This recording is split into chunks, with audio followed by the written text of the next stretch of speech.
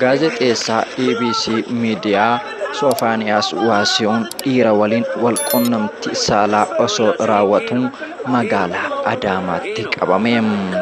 Gocha safuu hawaasaa cabsee fi duudhaa uummata kanaa waliin kan hin deemne kan raawwate gaazexeessaan kun yeroo hedduus gocha kanaan shakkamaa tureera. Karaa feesbuukii akkasumas meseenjarii garaagaraatiin namoota karaa keessaatiin wal quunnamtii dhiira waliin gochuudhaaf dhiirota gaafachaa turuudhaan namoonni namichi kun waan akkasii godha jedhanii himachaa turaniiru. እንትን ሻወር ውሰድ ይበናል። በቃ እሺ፣ ችግር የለም። አረፍና ታጥሎ ፏብዬ ነው ጠብቀህ። እሺ አባቴ። እሺ በቃ በቃም ግዛ ማቴሪያል ለቤታችን ነው። ኧረ ምንም ችግር የለም። ምን አንተ ተጨማሪ የምትፈልገው ነገር አለ ኤክስትራ? አይ ቆይ አንተ እንደው መጀመሪያ በቃ እሺ፣ ችግር የለም። Gaazexeessaan kunis miidiyaatti waamamee feesbuukiin kiyya haak ta'eetu jedhee haalaa ture. Sagaleen kee akkamitti haak ta'e jedhamees gaafatamaa tureera. Ofirraa ittisuudhaaf yaalaa tureera. Haa ta'uti garuu dhugaan hin qallatti malee hin baddu jedha Oromoon. Egaa milkaa'inni guyyaa hundaa salphinni guyyaa tokko jedhani. Magaalaa Adaamaatti akkuma amaleeffate nam milkaa'a jedhee dhiira tokko beellamate osoo inni mana siree geeffachaa jiru viidiyoo qopheeffatanii akkasumas immoo nama biraa itti himate namni inni waliin wal quunnamtii saalaa raawwachuuf qopheeffate kun viidiyoo waraabee yeroo qaxaqqaxan mul'ateera. Soofaaniyaas gaazexeessaa beekamaadha. Shawuu garaagaraa hojjeta akkasumas raadiyoo keessattis qophiilee garaagaraa hojjechuun nama beekamuudha.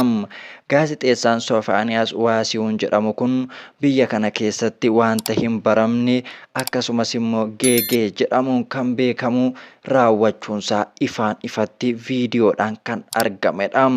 Egaa gaazexeessaan kun hanga ammaa to'annoo seeraa jala hin oolle. Egaa biyya kana keessatti akkuma beekamu saala wal fakkaataa waliin wal quunnamtii raawwachuun eeyyamamaa miti. Mootummaan maaliif akka callise hin beeku.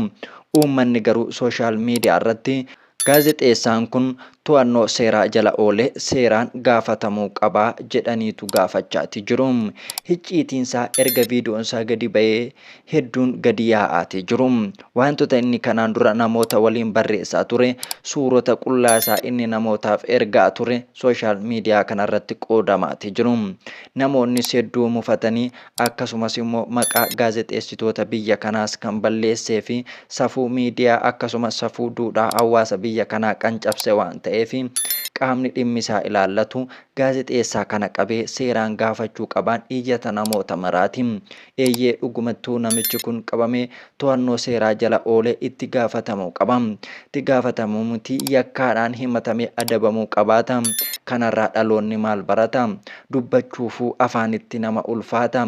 Garuu namtichi kun jechoota inni bilbilaan jechaa ture safuu nama jechisiisa. Dhiiruma akkasaatiin shaaworii galiitii fo'aa jedhee na eegii dhufaan jiraa jedhee akkaataa inni itti dubbatu dhaga'uufuu dhaggeeffachuufuu baay'ee gurra namaatti wanta ulfaatudha. Gaazexeessaa miidiyaa irratti maqaa hanga kana gahu hojii gaddeebii akkasii gaafa hojjetu hedduu nama qaanessa. Shamarrantu biyya kana keessaa dhibe moo maal egaa ta'e dhiirota waliin waan akkasii godhan waan dubbachuufuu namatti cimudha.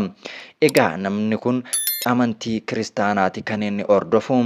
Egaa maqaa biyya kanaa qofa osoo hin taane maqaa amantii biyya kanaallee kan balleessedha. Beeta kiristaanii keessa naannaa as deebi'ee immoo wanta duudhaa fi safuu amantichaa fi hawaasa biyya kanaa hin taane yeroo raawwatu hedduu nama qaanessa. Hordoftoonni amantii kiristaanaallee namicha kana seeraan gaafachuutii qabu. Naxalaa maratee beeta kiristaanii keessa naannaa gochaa akkasii gaafa hojjetu manni amantii kiristaanaa isa gaafachuu qabdi. Masqalii mormatti baatee dhiira akkasaa waliin waan safuu amantichaa cabse waan godheef manni amantaallee namicha kana seeraan gaafachuu qaba jennam.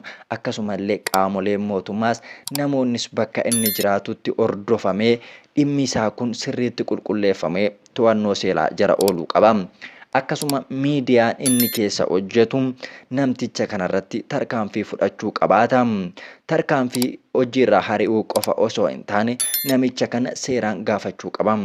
Gaafa maqaan gaazexeessaa Soofaaniyaas Waasihuun ka'u maqaan miidiyaa EBC faas duuba ka'a waan ta'eef miidiyaaleen kun isa gaafachuu qabu.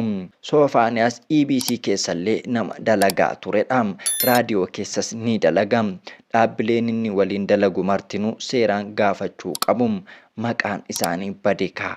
Maqaa biyyaa badee akkasumas isaan waliin maqaan isaa ka'aa jira sooshaal miidiyaa kanarratti waan ta'eef seeraan gaafachuutii qabu. Dhimmoonni akkasii kun akkuma salphaatti ilaalamanii bira darbamu taanaan akkuma biyya faranjiitti wanti kunoo jennu kunoo ta'aa jira waan ta'eef wanta akkasii kun boru babal'achuu danda'a. Gareen akkasii kun babal'atee mootummaadhaan eeyyamanaa kennee yeroo inni jedhu dhufuu danda'a waan ta'eef amma kichuutti kutuun dirqamadha. Gocha badii fi wantoota safuu cabsan akkasii kanarratti yeroo gabaabaa keessatti dafanii miila jalaa hin bunne taanaan wanti kun hundee gadi jabeeffannaan dhaloota duubaan dhufuuf hedduu yaaddoodha. Yaaddoo kana jalaa ba'uuf immoo qaamni seeraa hawaasti irratti dalaguu qaba jenna.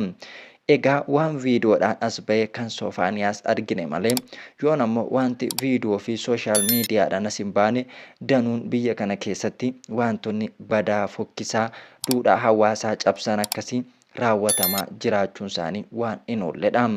Kanaaf immoo uummanni irratti hojjechuu qaba. Dammaqinaan sochoonee fuuldura dhaabbachuu qabna. Waan akkasii mormuun fuuldura dhaabbachuun akka inni karaatti hafu gochuun dirqama dhaloota duubaan dhufuu fi dhaloota amma jiru baraaruuti.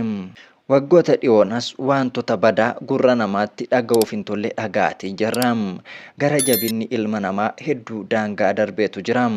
Ilmi namaa safuu waan jedhamu waan dagachaa dhufe fakkaata. Kaan morma wal kutaa, kaan harka wal cabsaa, kaan ija wal jaamsaa, kaan abiddaan wal gubaa, kaan immoo gocha fokkisaa saala wal fakkaatan walirratti raawwachaatii jira. Biyyuma akkamii keessa jirraa, bara akkamiitti as dhufaa jiran yaaddoo hamaadha. Yaaddoo kana jalaa bahuudhaaf hayyoonni namoonni martinuu beekumsa qabaniin dhaloota kana baraaruu qabu. Adaraa jennee kadhachuu qabna. Waaqa kadhachaa akkasuma namoonni ogummaaf dandeettii garaagaraa qabaniin dhaloota kana yeroon itti baraaran amma. Dhaloonni kun badaa jira, allayyaatti nam'aatii jira. Allayyaa kana keessaa beekumsa qabdaniin hayyoonni biyya kanaaf dhaloota kana baraaran dhaamsa kiyyadha. Egaa sooshaal miidiyaarraa waggoota dhiyoonas wantoota babbadaa hedduu dhaalleerra. Wantoota safuu hawaasaa cabsan, wantoota duudhaa biyyaa waliin hin deemne sooshaal miidiyaa kanarratti dhaloonni cabsaa dhufuunsaa waanuma baratamaa tokko ta'aatii jira. Dhaloota bara kana dhufan keessaa Soofaaniyaas Waasihuun isa tokko ta'eetu argame. Keessattuu kan saammoo warra kaanirra hedduu kan nama naasisee fi safuu hawaasa kanaa kan cabse ta'uunsaa ifaan ifatti mormii uummanni sooshaal miidiyaa irratti gochaa jiru ragaadha. Uummanni hedduu hadheeffatee jibbeetu jira. Gocha akkasii kana dhaga'uun baay'ee uummata kana qaanesseetu jira.